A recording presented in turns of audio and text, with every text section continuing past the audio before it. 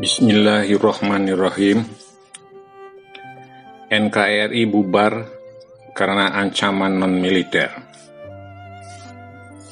Ancaman non-militer jangan dianggap enteng.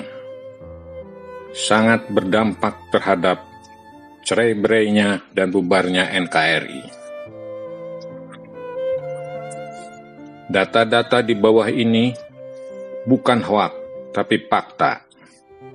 Bukan bermaksud untuk menghasut, tetapi mengajak bangsa Indonesia, dan khususnya prajurit TNI, untuk berpikir sehat, kritis, logis, dan sistematis terhadap perkembangan ancaman non-militer, sehingga timbul kesadaran bersama untuk menyelamatkan kedaulatan NKRI.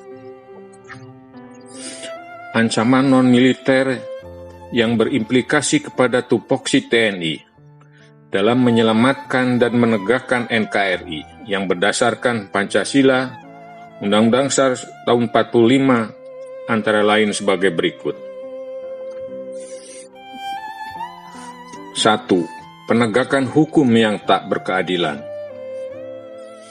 Sarang korupsi adalah dari partai politik tertentu. Rencana makar ideologi dilakukan oleh partai politik tertentu. Gembong narkoba, perampok bank, BPJS, Asabri, Jiwasraya adalah oknum anak cucu keturunan Musang. Pertanyaannya, kenapa yang dimusuhi, yang dibubarkan, yang dikriminalisasi, yang dipersekusi dan dibunuh adalah Ormas FPI? Kerumunan massa yang dilakukan Pak Jokowi dan keluarga dalam kampanye pilkada, pernikahan anak anggota DPR di Madura, dan kegiatan bisnis, kegiatan kebudayaan anak cucu Musang tidak disentuh penegak hukum. Sedangkan kerumunan massa HRS sudah didenda, juga dikriminalisasi, dipersekusi, dan dibunuh. Perlakuan ketidakadilan ini dapat memicu kerusuhan massa, konflik horizontal dan vertikal.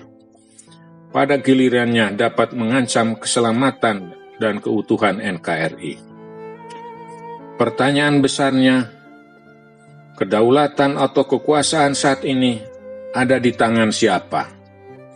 Di tangan rakyat atau di tangan oligarki neokomunisme?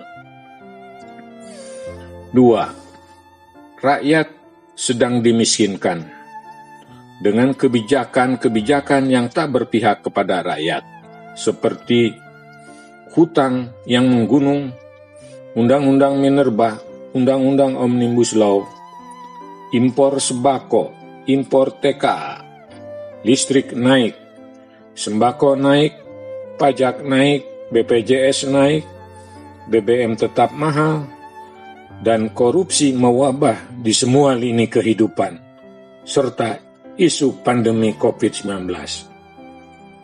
Kondisi seperti ini dapat menimbulkan kebangkrutan nasional, kerusuhan massa, konflik horizontal, dan vertikal pada gilirannya dapat meruntuhkan NKRI.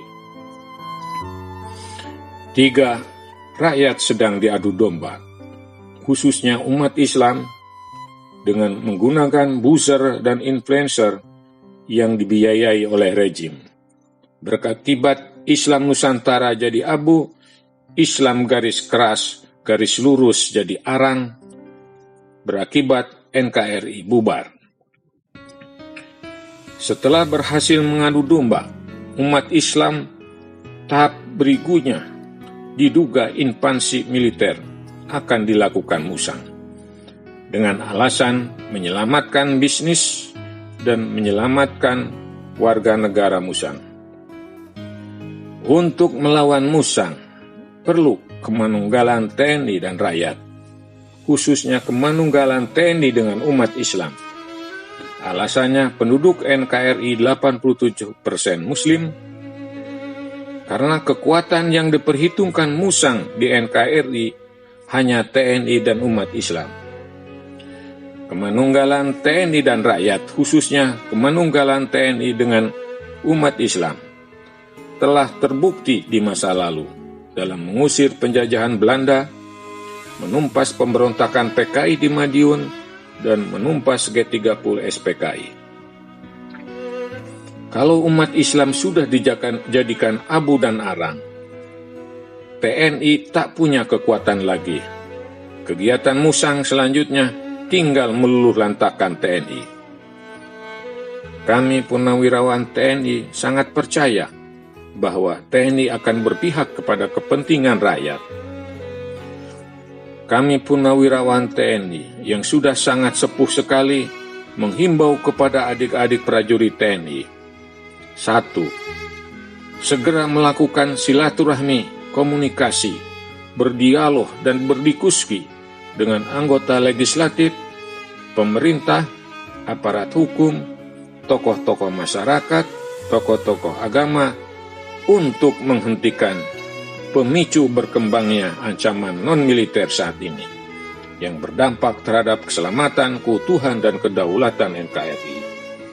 2. Segera meningkatkan pemberdayaan wilayah pertahanan untuk menyiapkan ruang alat kondisi juang untuk menanggulangi ancaman militer dan non-militer. 3. Segera menyatukan rakyat, khususnya menyatukan umat Islam, menyatukan cebong dan kampret, guna meningkatkan kemanunggalan TNI dan rakyat untuk menghadapi ancaman non-militer dan invasi militer.